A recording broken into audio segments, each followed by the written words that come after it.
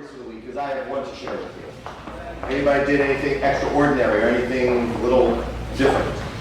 I'm going to go to Misha and Boris. They had a client who was looking for a property. They were looking for an unusual property to store trucks. 10 acres or so, am I right? Yes, from 10 to 20. So they were looking online to try to see if they could find properties that were 10 acres where they can actually store trucks. And zoning, that's very tough. To warehouse trucks is a very tough thing. So they were trying to look online to see what was for sale. They came up with a few, but nothing really. So Misha, you could take it from here if you want to explain what you did and how you did it. We used CoStar, we used LoopNet. As you know, not a lot of land parcels would be listed really. There would be some off-market ones. So we basically got a hold of that guy who had a listing as an industrial in CoStar, although it wasn't really zoned for industrial, and I don't know why he would have that. But at the same time, we used this guy for actually he got us to the contact who had the parcel of land. And although that didn't work out, we drove all the way to West Palm Beach. It really didn't work out. But the same guy who was referred to, by Jimmy, who we found through CoStar, he had another parcel, so we're working on that right now. So what they did was, and this is probably our subject, part of our subject for today, is they saw some properties that were for sale. They didn't find the results they were looking for, so they took it upon themselves to look through the resources that we have. We have CoStar, we have LoopNet, and any other resource they have, to try to find land, not that's for sale, and just find the land, find the size they're looking for, and make a phone call. Say, hi, we have an investor who's interested in buying your property. Can it be bought? The answer was, yes, the property can be bought. So just because a property is not listed for sale, and we went over this last week and the week before, doesn't mean it's not for sale. As we said in week number 1, everything is for sale, right?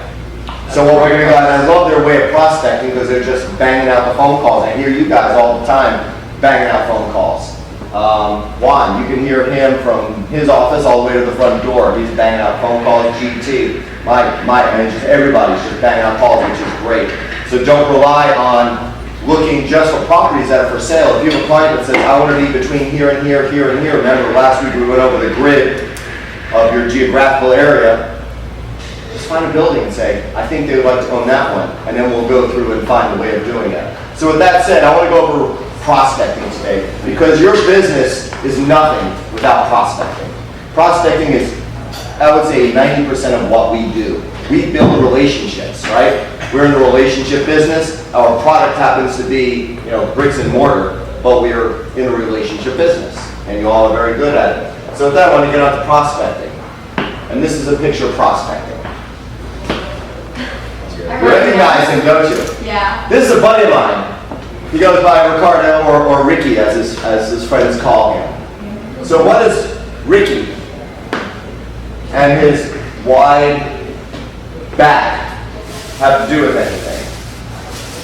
And what do these have to do with commercial real estate? See all these books I'm throwing up here? These are all very detailed workout logs. These span 5 years of workouts. And if you go through, each one is very specific in nature. We were at the gym one morning working out, barely talking. He was 19 years old at the time. And he was trying to do his own thing, just moving from machine to machine. And I was in there with a few of my friends, and we were going very methodical through my books. And we'll be on page 1. This is the workout of the day. Very methodical. From start to finish is how we start, this is how we finish. And he said to me, I'm getting nowhere. I said, well, what are you doing? He said, well, I just come in and I do my own thing and that's it. Can I work out with you? I said, yes, but if you're going to work out with me, you have to be dedicated. You have to do this every single day. And you have to follow this plan. It is a plan. As we said in week 2, there's a system. We work a system. So he started with me. And for a better part of 7 years, we worked out together, and we still do. We became very, very good friends. So, building a plan and building a system has everything to do with commercial real estate. Those workout logs have everything to do with commercial real estate. Because if you come in here and you just come in with no plan, no agenda, and just say, I'm gonna wing it today. I'm gonna see who's hot, who's not. I'm gonna just go through emails and just sort of plod along. You know, you're not gonna hit those big 6-figure, 7-figure numbers. You need a plan every single freaking day. You need to wake up in the morning, have your plan ready. Develop your system. We're trying to give you the system. I'm going to show you a system. So every single day when you get here, your plan should be ready. Not get here and say, all right, what am I going to do today? Have the plan ready to go. And again, it needs daily focus and dedication. What I like to do, and what works for most people who I've interviewed and spoken with, they block off time. It's called golden hours. The golden hours that work best for you. I'm not here to tell you a cookie cutter. Between the hours of 9 and 11, you should do this. Between the hours of 1 and 3, you should do that. Between the hours of 5 and 9, do that. You have to find what works for you. Tony works at nighttime, right? He works at nighttime. 7 a.m. ain't gonna work for him. 11 at night may work for you because you're with your people. You're with people who you can build relationships with. So for me, the golden hours are, I like between 8:30 in the morning and 11:30 in the morning. I do cold calling. I do my heavy duty prospecting at that time. I try not to have distractions. No emails. I don't answer my email between that 2-hour time window, 3-hour time window. I don't take inbound calls, and I don't search the web, see how my stocks are doing, to see what's going on. Nothing. I'm focused. I have my plan of the day. These are the people I'm calling. This is what I'm calling for. I prepare in advance. These are called the platinum hours. So I have my golden hours. To me, 8:30 in the morning to 11:30 in the morning, to me that works beautifully. After those hours, then I'll send emails out. Then I'll answer phone mail. Then I will work. At nighttime is another platinum hour. After I leave the office or before I come to work, that's when I'll do my research. That's when I'll do my marketing. I'm not going to do my marketing during business hours when people can answer the phone, because my goal in all this, your goal in all this, is to talk to as many people as possible in the course of a day. Because doing your marketing campaign during business hours, researching properties during business hours, it's not the best use of your time. You need to keep building these relationships every single time you can. So I have my golden hours when I'm just busting it out. I have my platinum hours when I'm planning, sending emails, and doing all the work.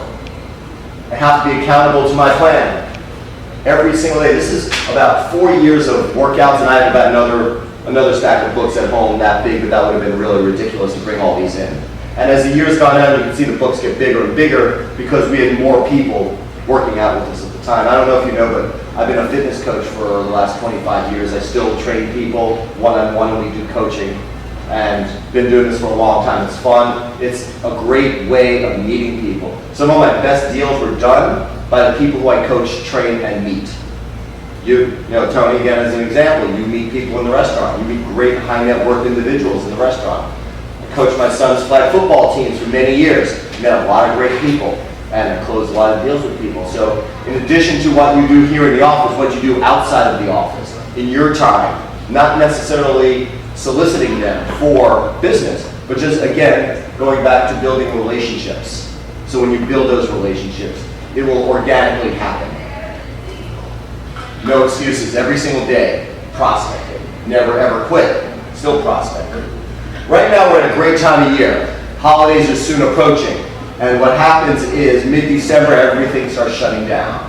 Your brain starts to go away. And what happens January 1? It's like, oh crap, what do? I got to start all over again. From now until, I would say, mid-December, if you just meet and greet people, just meet as many people as you can, and just get them in your database, send emails, send correspondences, get in their frame of mind. So by the time January 1st rolls around, you have a whole new set of people who you've been recently in touch with. You didn't just let everything go to the end of the year. You're keeping in contact with them. So on January 1st, you have a whole new set of people that you can speak with and say, hey, remember we spoke back then. How are you? How was your holidays? I have a buyer who's interested in your property. Any interest in selling your property? Okay. We're going to start a 30-day challenge. I know Misha was interested. 30-day challenge. Take your golden hours and just bang out calls. Send emails. And be actually productive during those calls. Don't just take phone calls and we're filming, so I'm going to abstain from vulgarities. Just sit around and chatting back and forth, and just doing things. Try to be a little bit more productive during those times. And you're probably saying, well, how do I prospect? What do I do? I know how to phone call. I have a list and I will email these to you if you let me know you want them. Here's 101 prospecting ideas that you can do. I mean, everything from cold calls, warm calls, canvassing, broker referrals, blah, blah, blah. LinkedIn. How many of you are on LinkedIn? Everybody should be on LinkedIn. It is the Facebook for business. It is social networking for businesses. You can find anybody you want on LinkedIn. You can find out where they went to school, what they do, what their dog's names are, and you can link into them, and you can get instant contact information on them. So here, I can get you 101 tips on prospecting. And just, I mean, everything from driving around, Facebook contests, Craigslist, websites, videos, CCIM, all these different designations. You can call on signs. If you see a sign for sale, you call on there. Bringing people to lunch. And we keep going on and on and on. 101 tips is really good because you can go through these. You go through this list 3 times in the course of a year and your year is done. Email blasts, open houses. You could even send this email out that I made. Just very simple. It took me about 4.5 minutes. Miami Red Square. Here's a nice picture of the beach. 1031 tax deferred vacation. Boom, boom, boom, boom. Send them out to your contact base. Very simple. Hi, did you get my email on 1031? Does anybody know what a 1031 is? Yeah. 1031? Roger. What's a 1031? Not to put you on the spot. No. When you sell a property, you Yes. have profit on it. Yes. You can put it in a 1031 account. Yes. Where you can buy your next property and you're not taxing the profit of the first property. Beautiful. So it's a deferred tax for instead of being taxed on the property right away. There you go. You have free money that you can use to buy the next one. Very good. So Mike and I were talking before the class, and he has a guy who wants to sell a property, and the owner of the property, whenever anybody buys a property, they already thought of their exit strategy. All right, I'm going to hold the property for 3 years. I'm going to sell it. I'm going to make my profits. I'm going to pay my real estate taxes. I'm going to pay my capital gains tax. A 1031, as Roger said, is a deferral of those taxes. So your client who says, well, I have to save enough money for my taxes when I sell. Not really. You can roll him into another property and those capital gains can be deferred. So what happens is, back this way. Oh, by the way, this is Ricardo. That's the guy from before? It's the same guy from before. Right, Claudia? This is him. This is him a year and a half in. Now this is him about 4 years in. Dedication every single day to those books. Since then, we've done triathlons together, half Ironmans together, marathons together, Spartan races. He's in tremendous shape, but it's not that he wanted to end up looking like this. He wanted a better way of life. Just like you with your business, you want a better way of life. You want to do more. But if he just kept plodding along at the gym every single day at the same pace, he never would have gotten this. He may have gotten a little bit better, but without that daily plan, that dedication, he wouldn't have turned out like that. He's still like this today. So going back for a second, back to prospecting. This is the sheet I use weekly. This is my weekly log. And at the top left, and if you want this, I can email you a copy. Every week, you can see to the left, I don't know how clear it is, every week I have to make 50 dials of new people. Not people who I know, not people I've spoken to in the past, 50 brand new people every single week. Out of those 50 phone calls attempts, I try to hit 20 completions. From that, I've tried to put in at least 5 hours of prospecting. Phone calls every week. Try to get 1 new meeting every single week. Prospecting letters, 15 a week. And I have all this data for you. All you have to do is just ask and I will send you whatever you need. Canvassing buildings, I don't have to do it as much anymore. Referrals, ask for referrals. Inactive clients, people who I haven't spoken to 5, 10, 15 years, I'll call them up and say, hey, how's it going? Remember me? Before they hang up the phone, I have a property, I don't know if you're interested in selling your property, thank you, bye. Whatever it takes. Presence activity. Send out a blast on some information on an area. Face-to-face meetings, 2 a week. Small group meetings, once. And what I do is I do a physical drip, an email blast of my top 100 clients. So let's say every week, they're getting something. My top 100 people are getting something from me, so I'm always in their mind. So I'm always in their inbox. Once a quarter, I'll send my warm people out something.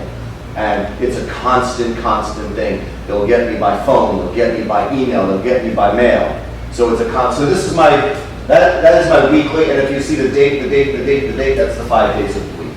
I don't do anything on Saturday that requires prospecting unless I meet people.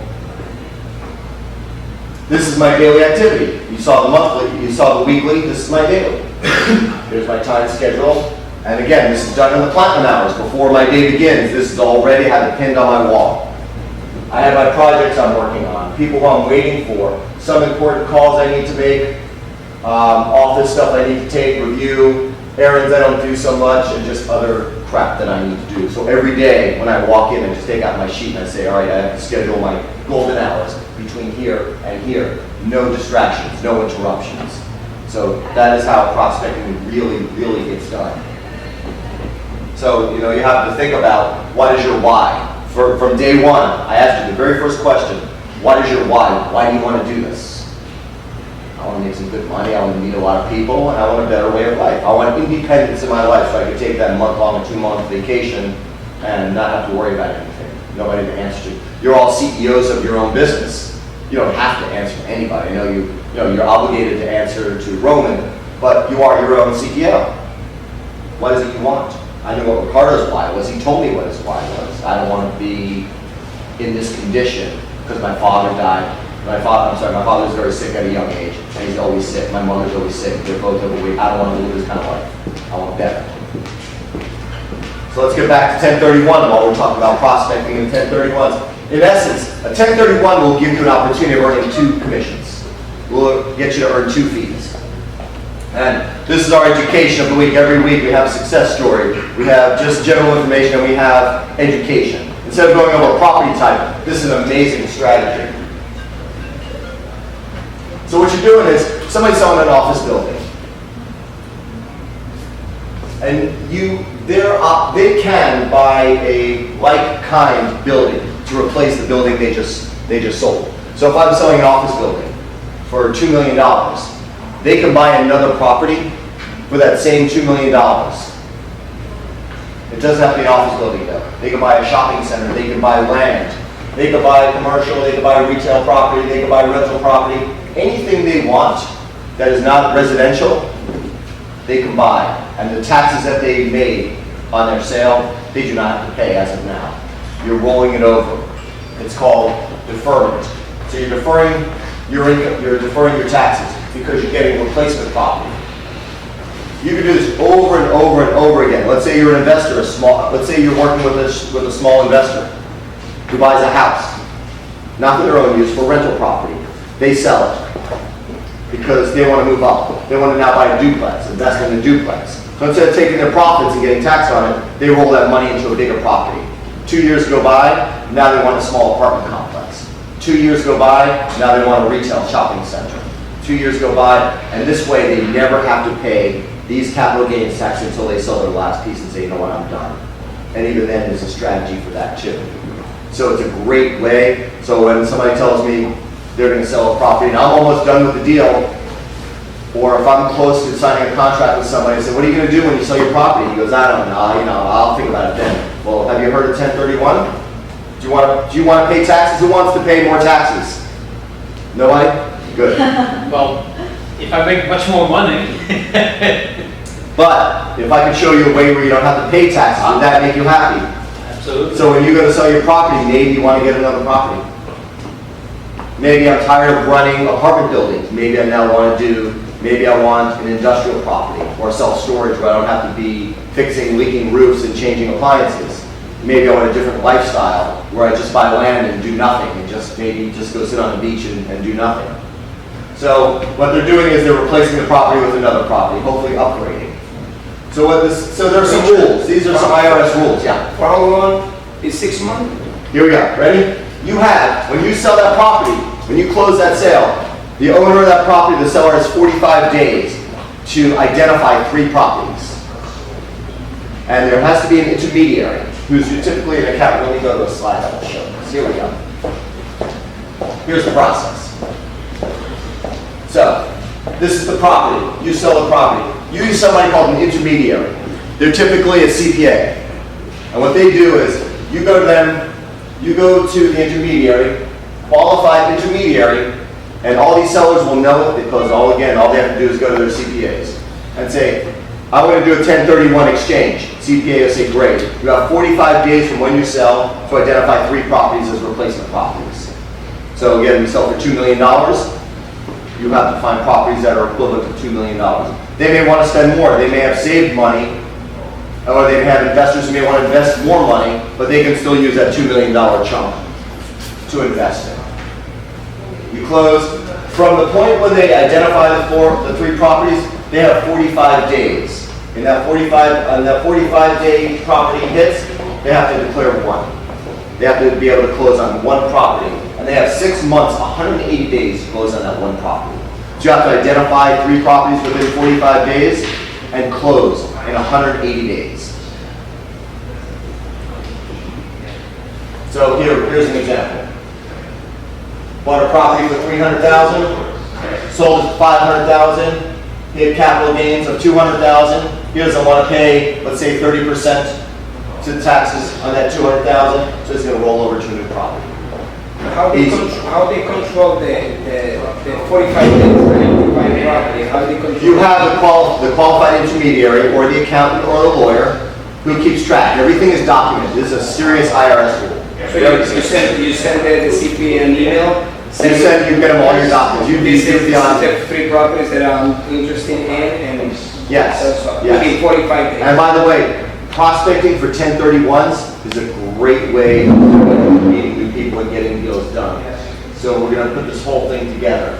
So the benefits to you, the agents, for doing 1031s. You got multiple commissions. So if you sell that property for your client, he has a buyer who's interested in a retail property. Now let's say you sell that property and the seller is not interested in paying taxes. Say, look, let me help you find a 1031. Let me help you find an exchange property. You have 45 days to find those 3 properties. Okay? It's not costing you anything. So you earn multiple commissions. You would have earned double commission on that. And you would have demonstrated your professionalism. Because not many people, a lot of commercial brokers do, but they know of 1031s, but if you can offer him something of value, a 1031, they'll see you a little bit differently. And maybe they have more properties they want to sell and say, let's do this with another property. Benefits to the seller, they defer their capital gains taxes. When you have property, commercial property, you can depreciate the asset over a certain period of time. And this allows you to defer the taxes. You have to recapture those deferrals. So you have to, the depreciation, so you get to recapture. You defer that recapture. You increase your investment holdings. As I said before, you own a single family home that you used as passive income. You change to a duplex. So these are advantages to a seller. They can use those tax dollars to add to their down payment for a larger property. So again, guy bought a property for $200,000, sold it for $500,000, he's sitting on $200,000. He can use that as part of his deposit for a larger property. He's going to have some extra cash in his pocket. The property owner doesn't have to stay in the state of Florida. Let's say they live here in Miami and they want to go out to Colorado to go mountain biking. They could do that. They could find their 3 properties in Colorado and just go out there and get that same tax deferral. So how do we prospect for 1031s? It's very simple. We just find out who sold properties. Does anybody ever see the South Florida Business Journal? Daily Business Review? Okay. These are 2 publications that are down here. Daily Business Review basically comes out daily, dailybusinessreview.com. Every day they list properties that sold. I just find the seller. I contact the seller. Hi, I see you sold your property. Would you like some assistance in getting a 1031? Are you interested in doing a 1031? Most of the time they'll say yes. Okay. What are you looking for? Blah, blah, blah, blah, blah. They don't care who calls them for 1031s. They're under the gun. They have 45 days. They are motivated buyers. So you find all the current sellers. Daily Business Review also has in the last pages a leads section that has every single property that sold in that week. I mean, they have dozens, Palm Beach County, Broward County, Miami-Dade County. You can just go on anything and you can just find properties that just sold. You can read the Miami Herald and see who's buying what or who just sold what. Contact them. You can send them an email. You can send them a card, a note card. Maria, we did a note card the other day. You know, had a prospect. Hi, congratulations on selling your property. You know, write it out by hand. Congratulations on the sale of your property. If you're looking for 1031, I'd be more than happy to help you out. Give me a call. Here's my phone number, here's my email. Rich. Bye. And see what happens. Then you call them the next week and say, I sent you that card. How about it? Looking for something? Most of the time they're going to say yes, unless they want to pay taxes. You can call them and offer your services. You can look through periodicals. You can send a flyer like that flyer I showed you a couple slides back. The people sitting on the beach. You can send that out to your contacts. You can just send it out anywhere you want and just get it out to people.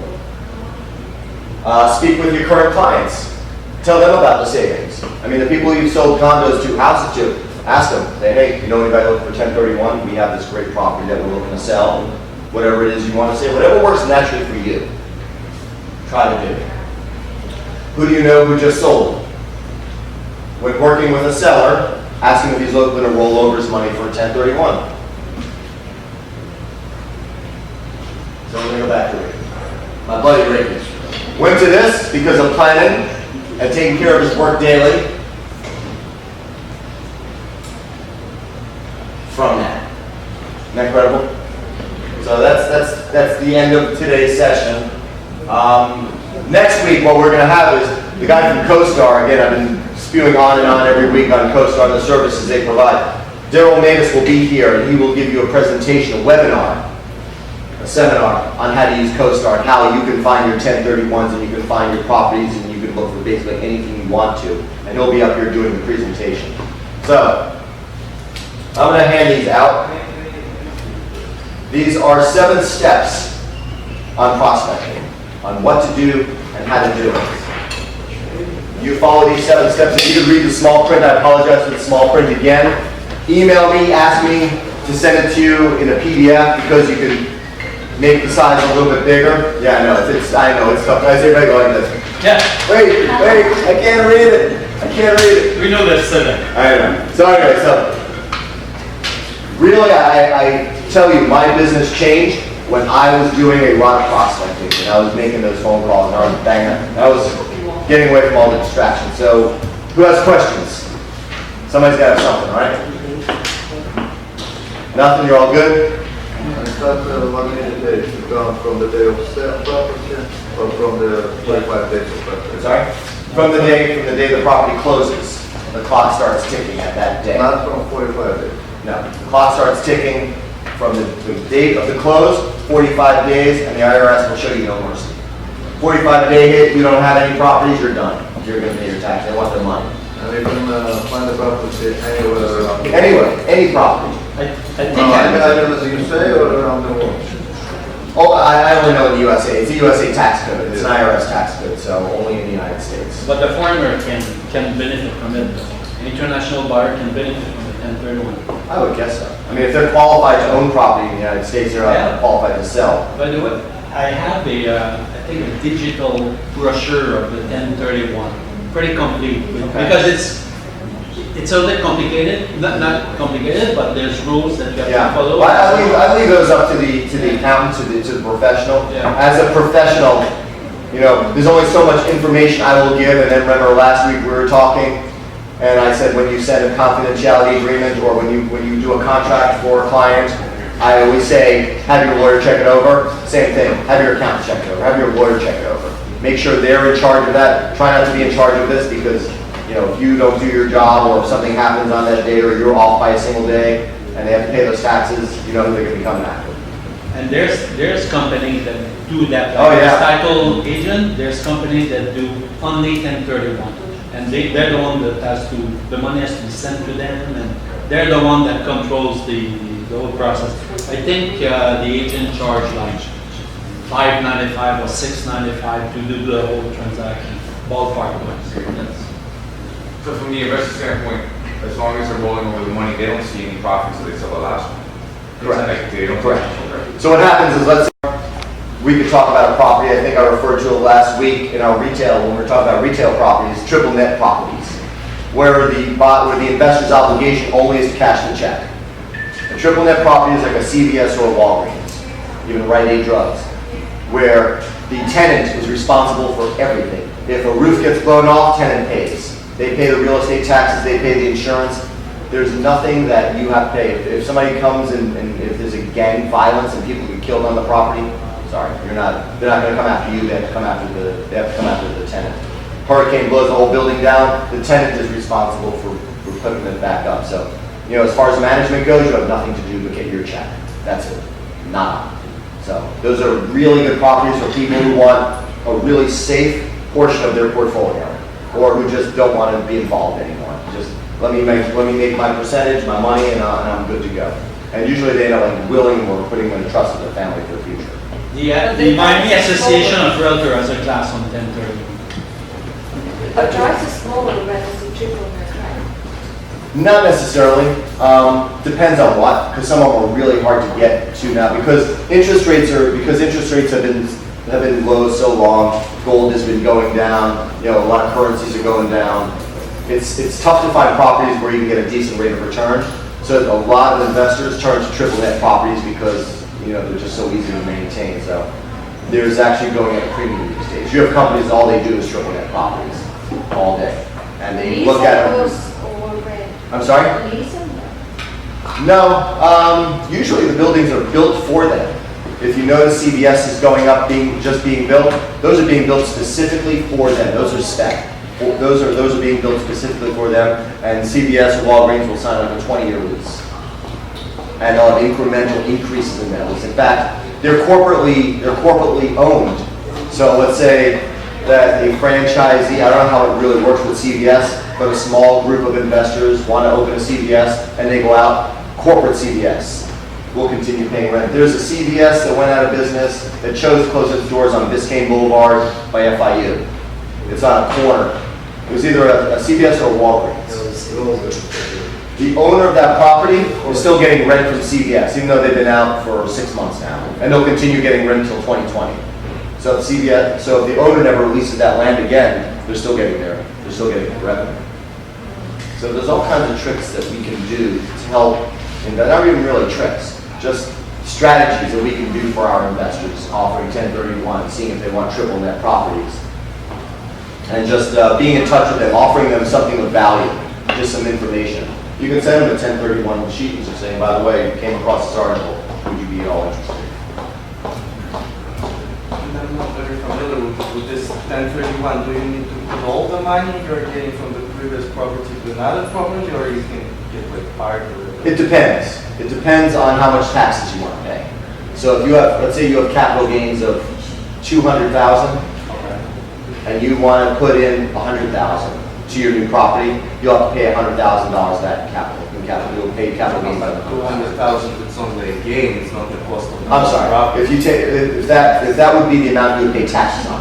That's not the price of the property. So if it's a $2 million sale, you make capital gains of 200,000. So we're just need to put somewhere 200,000, and that's it. I don't need to pay gain taxes.